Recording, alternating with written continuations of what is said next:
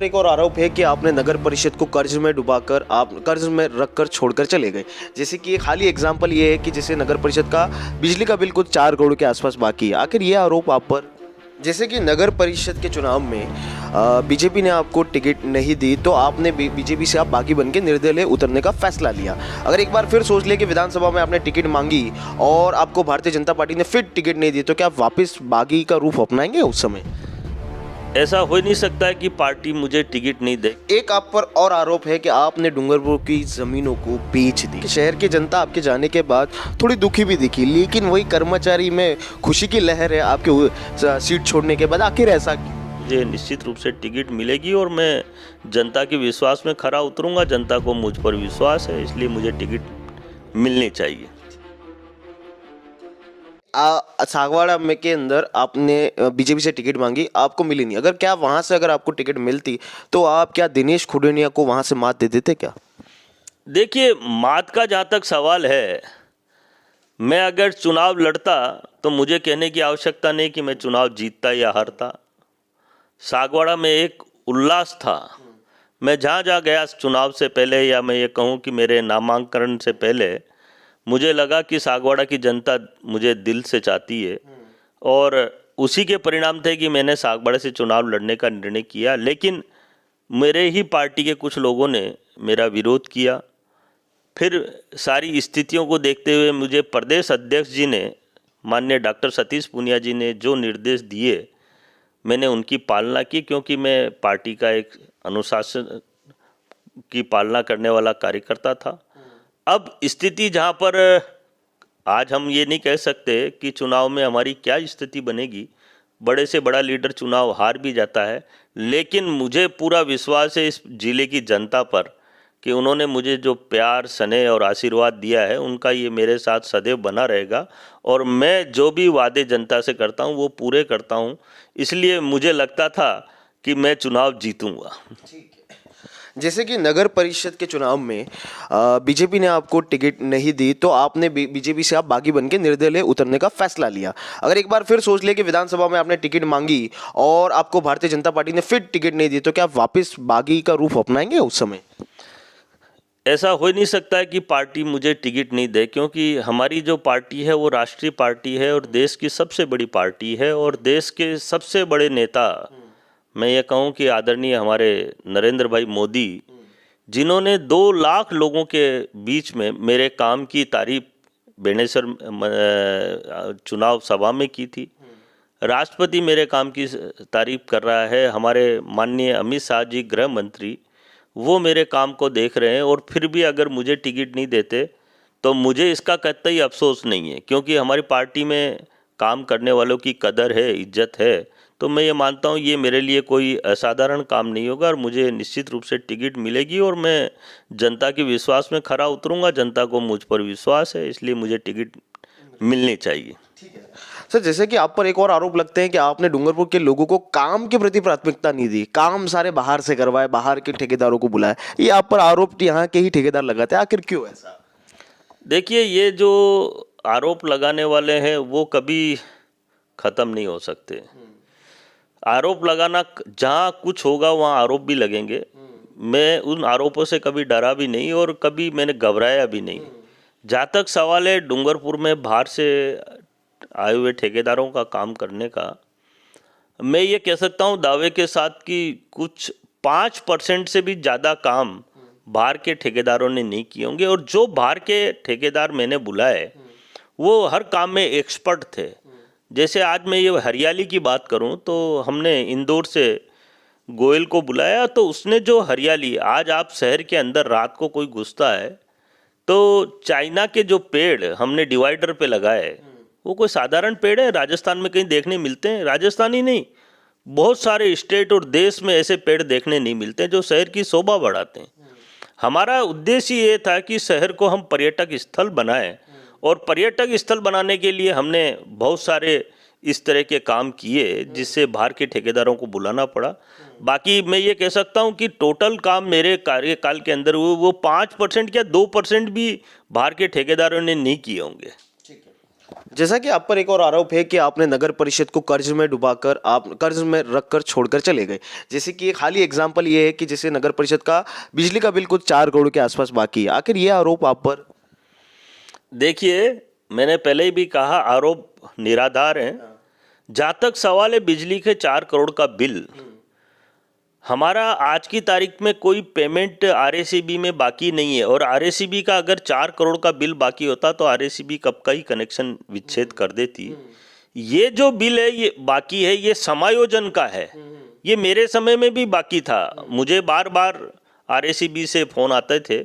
हमने उनको बड़े स्पष्ट शब्दों में कह दिया कि जो विद्युत कर हम जो लोगों से लेते हैं, रोड कर का, जो जिसमें ये रोड लाइटों का कर हर व्यक्ति से हम लेते हैं, उसका समायोजन होना बाकी है। वो आज भी बाकी है। हाँ, लेकिन मैं एक बात कह सकता हूँ, मेरे कार्यकाल के अंदर आरएसीबी वालों ने कभी हिम्मत नहीं की कि कनेक्शन काटने की बात मुझे कहें। मैंने उनको बड़े स्पष्ट शब्दों में कह दिया था कि ये कनेक्शन विच्छेद करने की तुम सोचना मत, क्योंकि ये पैसा हमारा बाकी है ही नहीं, ये जनता का पैसा है और तुम्हें खाली सरकारी स्तर पर इसको समायोजन करना है। मैंने नगर परिषद कमिश्नर को भी कहा कि ये समायोजन करवाना है, इसको समायोजन करवाइए, ये कोई बाकियात नहीं है। और जहाँ तक सवाल है कर्जे का, विकास के अंदर कर्जा छोटा मोटा चलता रहता है। मैंने जितने इनकम के सोर्स डेवलप किए, आज भी उनसे इनकम हो रही है, ऐसा नहीं कि नहीं हो रही है। और वो कर्जा पुरानी इनकम से ही, और इसके अलावा जो कोरोना की मार, देखिए मैं मेरे अंतिम 6 माह के अंदर कार्यकाल में 7 महीने तक कोरोना ने हमें कुछ नहीं करने दिया। जब कोरोना मार्च के अंदर आया और मार्च के अंदर आने के बाद अगस्त तक हमने सबसे पहले कोरोना से पीड़ित लोगों की रक्षा की और कोरोना को शहर में नहीं घुसे, हमने पूरी एनर्जी वहाँ लगाई। घर घर हमने सैनिटाइजेशन कराया और गली मोहल्ले, मतलब एक एक घर के डेटाज मेरे पास थे और मैंने उन डेटाज पर काम करके लोगों को सुरक्षा उपलब्ध कराई। मेरा प्रथम काम उस समय विकास नहीं था, मेरा प्रथम काम था शहर के लोगों की सुरक्षा करना। और आज भी मैं दावे के साथ कह सकता हूं कि इस शहर में रहने वाला हर कोरोना पीड़ित, जिससे मेरे कर्मचारियों ने, मेरे आदमियों ने डेली संपर्क, पद से उतरने के बाद भी संपर्क किया और उनको जो भी आवश्यकता थी, चाहे दवाई की थी, चाहे अनाज की थी, चाहे भोजन की थी, हमने रात दिन उनकी सेवाएं करके ये प्रमाणित किया कि ऐसा नहीं है कि हम पद पर थे तब तक जनता के साथ थे, हम पद से उतरने के बाद भी शहर की जनता के साथ थे और रहेंगे। ठीक है, एक और सवाल मेरा ये था कि शहर की जनता आपके जाने के बाद थोड़ी दुखी भी दिखी, लेकिन वही कर्मचारी में खुशी की लहर है आपके सीट छोड़ने के बाद। आखिर ऐसा क्यों? देखिए, जहाँ तक सवाल है नगर परिषद कर्मचारियों का, मैं एक बात बड़े दावे के साथ कह सकता हूँ कि चाहे नगर परिषद का कर्मचारी मेरे पद से उतरने से खुशियाँ बना रहा हो, मेरे कार्यकाल के अंदर, क्योंकि मुझे कई इतिहास बनाने थे और मैंने इतिहास बनाए भी, मैंने कर्मचारियों से एक ही बात कही कि देखिए, इस नगर परिषद की इज्जत और आबरू तुम्हारे ऊपर टिकी हुई है। अगर तुम मुझे साथ नहीं दोगे, क्योंकि मेरा लक्ष्य तो बिल्कुल क्लियर था कि डूंगरपुर को अंतर्राष्ट्रीय स्तर पर पहचान दिलानी, विकास की काम तीव्र गति से करने, पर्यटक स्थल बनाना, ये मेरे लक्ष्य थे। शहर में रहने वाला कोई व्यक्ति दुखी नहीं हो, शहर में बेरोजगारी नहीं रहे, शहर के अंदर हमारा युवा पीढ़ी आगे बढ़े, किसी के पास कोई कला हो वो सामने प्रदर्शन करे, उस कला को हम आगे तक पहुंचाएं, ये मेरा लक्ष्य था।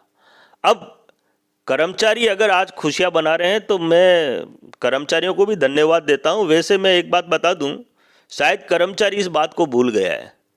मैंने कर्मचारियों के लिए जो काम किया, और मेरे 5 साल के कार्यकाल के अंदर एक कर्मचारी ये नहीं कह सकता कि मैंने उसका स्थानांतरण कराया हो या उस पर किसी भी प्रकार का दबाव बनाया हो।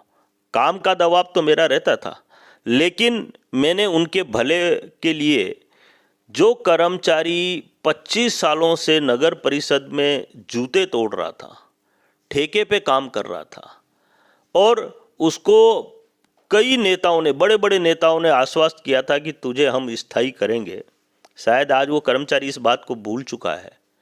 उनको स्थायी करने के लिए मैंने पूरी ताकत लगाई और वो काम करके दिखाया जो कभी उस कर्मचारी ने सोचा भी नहीं होगा। मैंने उन सबको स्थायी कर्मचारी नगर परिषद में बनाया। और आज भी मैं दावे के साथ कह सकता हूँ, चाहे कोई कुछ भी कहे, कर्मचारी मेरे लिए, जितना भी कर्मचारी लगा हुआ है जिनको 10 साल नहीं हुए हैं, वो 10 साल होने के बाद वो मेरे पास ही आएगा और मैं ही उनको स्थायी कर्मचारी के रूप में इस नगर परिषद में स्थापित करूंगा। इतनी ताकत मेरे में आज भी है और कल भी थी और परसों भी रहेगी। एक और सवाल, आखिरी सवाल है मेरा, समय आपका ज़्यादा लिया मैंने। एक आप पर और आरोप है कि आपने डूंगरपुर की ज़मीनों को बेच दिया।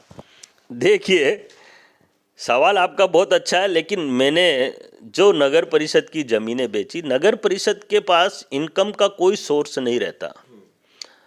जहाँ तक सवाल है मेरे से पिछले बोर्ड ने ज़मीन क्यों नहीं बेची, ये भी एक सवाल है, क्योंकि वो बेच नहीं सकते थे। हाँ, मैं एक बात कह सकता हूँ कि मैंने जितनी ज़मीनों पर प्लानिंग बनाई, एक वसुंधरा विहार और मुडला गणेश मंदिर के पास वाली सड़क के पास जो ज़मीन थी, उन पर मैंने प्लानिंग की और मैंने उनको सेल आउट भी किया। लेकिन उससे ज़्यादा ज़मीनें मैंने सरकार से लेकर 1726 बीघा ज़मीन मेरे पास, जब मैंने चार्ज लिया था उस समय मेरे पास नगर परिषद के खाते में थी। आज भी करीब 1700 बीघा ज़मीन मैंने नगर परिषद के खाते में छोड़ी है। नगर परिषद की ज़मीनों को मैंने जो बेचान किया है कि मेरे पूर्व सभापति ने जब भाषण देते थे कार्यक्रमों में, तो वो ये कहते थे, जो ज़मीन हम नहीं बेच पाए वो ज़मीन इसने बेच दी। और ज़मीन भी मैंने कोई साधारण रेटों पे नहीं बेची मेरे समय के अंदर, क्योंकि लोगों ने विकास को देखा और मुझे भी नहीं मालूम था कि ये ज़मीनों के जो भाव बढ़े, तो लोग इसलिए भी नाराज़ हुए कि ज़मीनों के भाव बहुत महंगी महंगी ज़मीनें बिकी। ये सब कुछ विकास से जुड़ा हुआ था और नगर परिषद का विकास, चाहे कोई कितनी भी बड़ी बड़ी बातें कहे, मेरे से पहले चुनाव के अंदर कई नेताओं ने कहा कि हम ज़मीनें नहीं बेचेंगे, ज़मीनें नहीं बेचेंगे, नगर का विकास नहीं कर सकते। हर निकाय, राजस्थान की कोई भी निकाय ऐसी नहीं है जो ज़मीनें नहीं बेचती हो। सरकार नगर परिषद के डेवलपमेंट के लिए सरकार कोई पैसा हमें नहीं देती है, जो भी देती है वो नगण्य के रूप में देती है, बिल्कुल नील, जिससे हम तनख्वाह भी पूरी नहीं चुका सकते। इवन डूंगरपुर की आधी तनख्वाह आज भी मेरे को अच्छी तरह से ध्यान में है कि हमारे यहाँ पर करीबन 25 लाख रुपए तो हमें जो स्थायी कर्मचारी हैं उनको मंथली देना पड़ता है, और इसके अलावा संविदा पे जो हमारे कर्मचारी लगे हुए हैं उनकी तनख्वाह भी नगर परिषद को इनकम का एक सोर्स बनाकर और उनकी तनख्वाहें देनी पड़ती है। बाकी डेवलपमेंट, बिजली का बिल, पानी का बिल, बहुत सारे अदर एक्सपेंडिचर, वो सारे के सारे नगर परिषद को अपनी इनकम करके देने पड़ते हैं। इसलिए ये जो आरोप है ये बिल्कुल बेबुनियादी और घटिया और निम्न स्तर के लोगों की सोच है।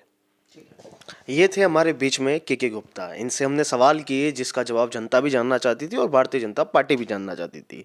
इसी तरह आप देखते रहिए RNN न्यूज़। मैं RNN न्यूज़ के लिए जुगल कलाल, मेरे सहयोगी विपिन कोटेड के साथ डूंगरपुर।